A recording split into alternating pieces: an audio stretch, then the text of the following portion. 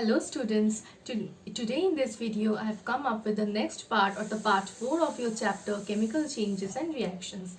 In this video we will start and explain with the decomposition reaction. Decomposition reaction is an important part of your syllabus.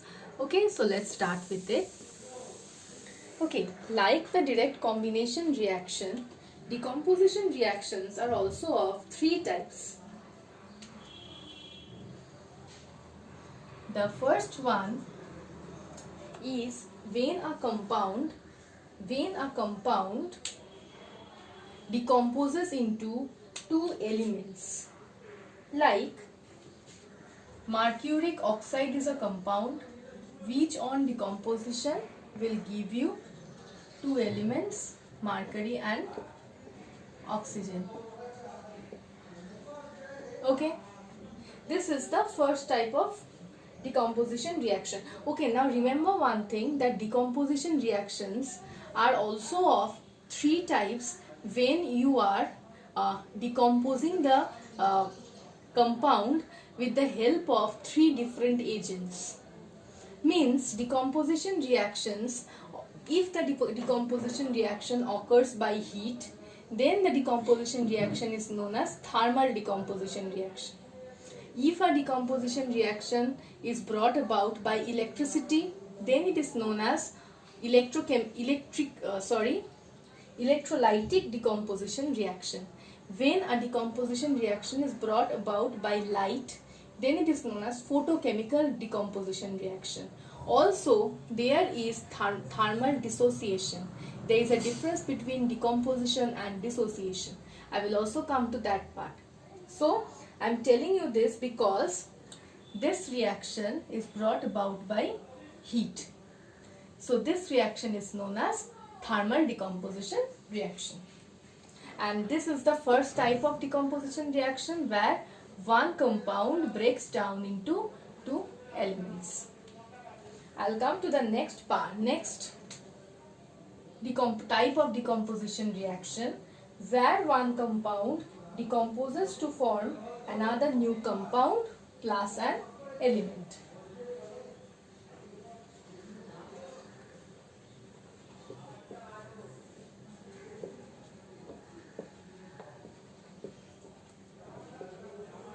See, this is a compound which on getting heat will decompose into another compound which is potassium nitrite, and along with that an element which is oxygen. And the third type is when one compound on decomposing will give you two different compounds.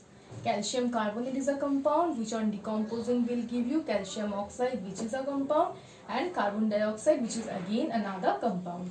This type has many examples. Okay, now when I am talking about the types of decomposition reactions depending on the number of or types of products, then there I will only show you thermal decomposition reactions.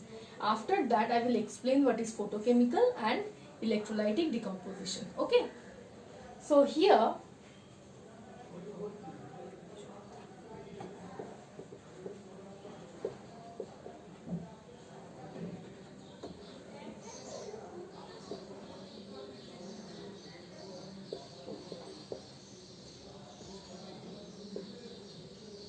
okay, this is another reaction where one compound will get heat and it will decompose into two different compounds, ferric oxide and water.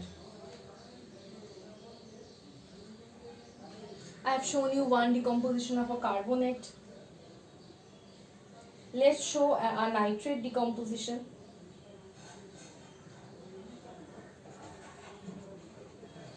AgNO3 on getting heat will form Ag plus nitrogen dioxide plus oxygen. We need to balance this reaction. Okay, so these are the types of decomposition reactions based on the number and type of products formed. Okay, now this reactions basically occur, all these reactions which I have shown you, that will occur by getting heat. Means if you are heating the reactant, means this compound, reactant compound, then that reactant compound will decompose to give you these products. Means these decomposition reactions are brought about by heat.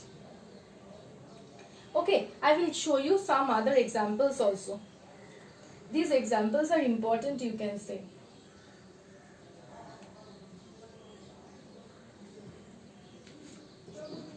The compound which I am writing now,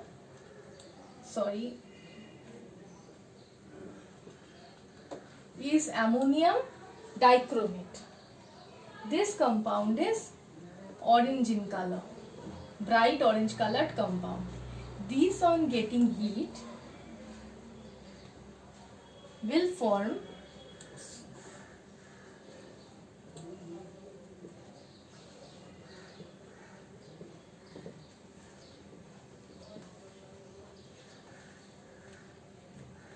now if I balance this reaction, okay, this is chromic oxide. The product formed is chromic oxide. This is green in color. It often comes in your question that what happens if you are heating ammonium dichromate. Your answer will be, on heating ammonium dichromate, the orange colored ammonium dichromate will decompose, forming the green colored chromic oxide along with that water and nitrogen gas. After writing this, you have to mention this reaction. Okay, often comes in your question. This is an important question. Also, when you provide heat to CuSO4.5H2O crystals, what will it happen? What will take place? The water of crystallization will be removed from copper sulfate. Means this was the crystal of copper sulfate. On heating, it will give you amorphous copper sulfate, and the water molecules will be removed from it. On strong heating, what will happen? On strong heating, copper sulfate will break. On strong heating, you have to mention that on strong heating. There is no place, so I am not mentioning. You have to mention on strong heating, copper sulfate, which has a dark blue color, will convert into copper oxide, which is black color. Along with that, sulfur dioxide and oxygen. You need to balance this reaction again. So, this was inky blue or blue in color, deep blue in color, and this is, the product is black in color. The product is copper oxide, black in color. Okay. So, these are the thermal decomposition reactions. Means a compound which on getting heat will break down into compounds or elements. Okay. Now I'll come to the next type, which is thermal dissociation. Means what is the difference between thermal decomposition and thermal dissociation? I'll show you two examples and then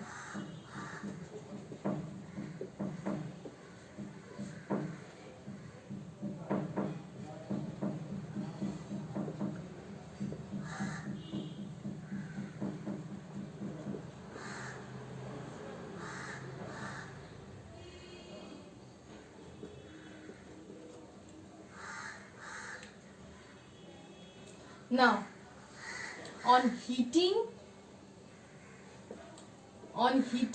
ammonium chloride, it will break down into ammonia and HCl.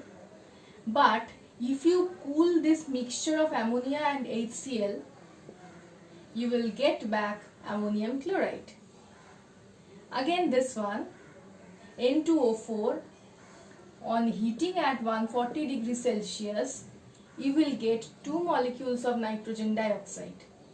Again, if you are cooling the 2 molecules of nitrogen dioxide at 20 degrees Celsius, you will get back N2O4. So, what is the difference between thermal decomposition and dissociation? thermal decomposition means a compound will completely break down into elements or compounds. It will break down, and that is an irreversible reaction. The products will not combine to give you the reactant again. But in thermal dissociation, what happens?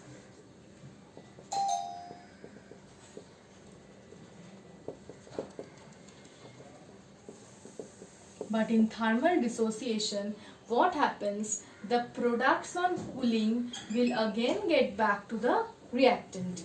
So thermal dissociation means if a substance is heated, it will dissociate into its constituent elements. It will dissociate. It will not break down. It will dissociate, and again on reversing the conditions, the products will combine to give you the reactant back. So this is a reversible reaction. Thermal decomposition means a compound will break down into two or more elements or compounds. Thermal dissociation means it will dissociate into its constituent elements or compounds.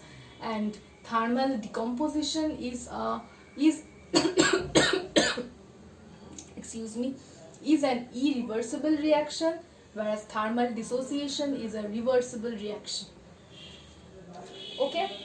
Next, I will come to electrolytic decomposition. Electrolytic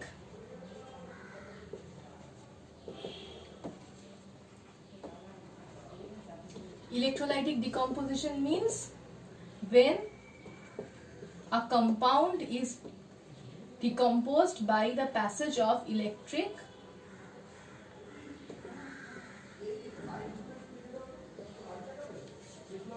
okay. The next one is photochemical decomposition. Photochemical decomposition means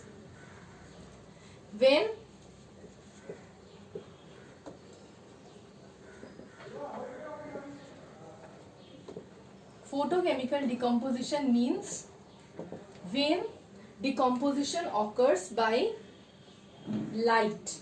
When light results in decomposition. AgCl, this is the symbol of light. Delta was the symbol of heat and star is the symbol of light.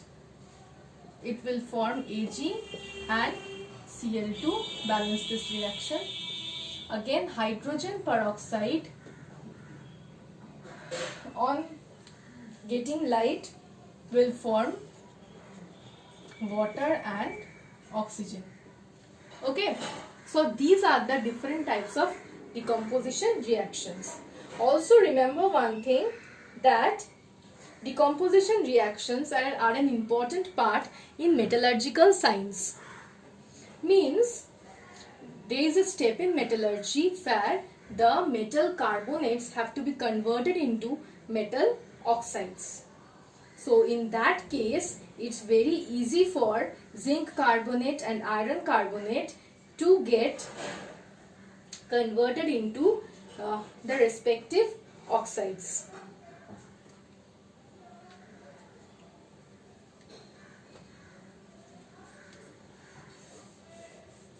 So I'll show you the two examples. Zinc carbonate on getting heat will form zinc oxide and carbon dioxide.